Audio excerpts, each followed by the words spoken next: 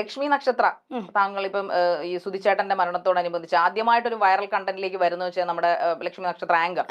പക്ഷെ അതൊരു മാർക്കറ്റിംഗ് പർപ്പസിന്റെ ഭാഗമായിട്ടോ അതല്ലെങ്കിൽ അത് ആൾക്കാരുടെ ഫെയിം നേടാൻ വേണ്ടിയിട്ടോ ആയിരിക്കണം. എനിക്കങ്ങനെ തോന്നുന്നില്ല, അത് മാർക്കറ്റ് ചെയ്യാന്നൊന്നും തോന്നില്ല. താങ്കൾ പോകുന്നിടത്തൊക്കെ ക്യാമറാമാൻമാരുണ്ട്, പറഞ്ഞിട്ട് അവര് വരുന്നതാണോ? എന്ത് ചെയ്യാനാടാ, ഞാൻ ഇങ്ങനെ ദുരന്തനായി പോയി. സന്തോഷ് പണ്ഡിറ്റിനെ കളിയാക്കുമായിരുന്നു.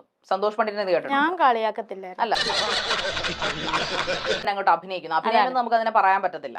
ഈ പറയുന്ന പോലെ തന്നെ ഒരു കോമാളിത്തര രീതിയിലാണ് ഈ പറയുന്ന പോലെ തന്നെ. നീ കുറെ നേരമായി കിളച്ച് കയറിക്കൊണ്ടിരിക്കുക. ഈ പരിപ്പ് എന്റെ അടുത്ത് വേഗത്തില്ല. അതായത് താങ്കൾ ശരിയാണ്, അല്ലെങ്കിൽ താങ്കളാണ് ചെയ്യുന്നത് ശരിയെന്ന് ഇപ്പൊ ഞാൻ കാണിക്കുന്ന എല്ലാം ശരിയാണ്, അഹങ്കാരം താങ്കളുടെ വാക്കുകൾ ഒരിക്കലും ഇല്ല. അഹങ്കാരമില്ല. പക്ഷെ ഞാൻ ചെയ്യുന്നത് ശരിയെന്ന് തോന്നാണ് ഞാൻ ചെയ്യണത്. എനിക്ക് ശരിയെന്ന് തോന്നുന്ന ഞാൻ ചെയ്തിരിക്കും. അടിച്ച കോള് തിരിച്ചടിക്കുകയാണല്ലോ ദൈവമേ. ഇൻസ്റ്റാഗ്രാമിൽ ലൈവ് വന്ന് എന്നെ പച്ചക്ക് തെറി നേരിട്ടാണ് വിളിക്കുന്നത്.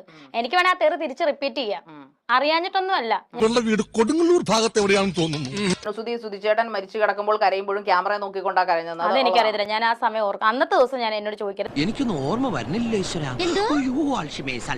ഒരു 400 രൂപ മുടക്കി നമ്മളൊരു ഫോൺ റീചാർജ് ചെയ്ത് നമ്മൾ ഫോണിലേക്ക് നോക്കിയിരിക്കും, ആദ്യം കയറി വരുന്ന അതെന്റെ കുഴപ്പമില്ല.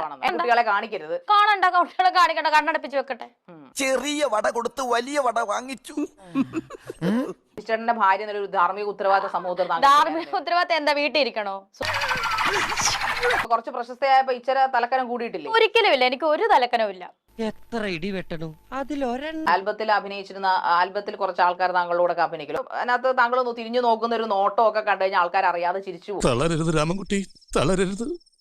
കലാകാരനല്ലാത്തവരെ സമൂഹം അംഗീകരിക്കില്ല. നീ സമാധാനം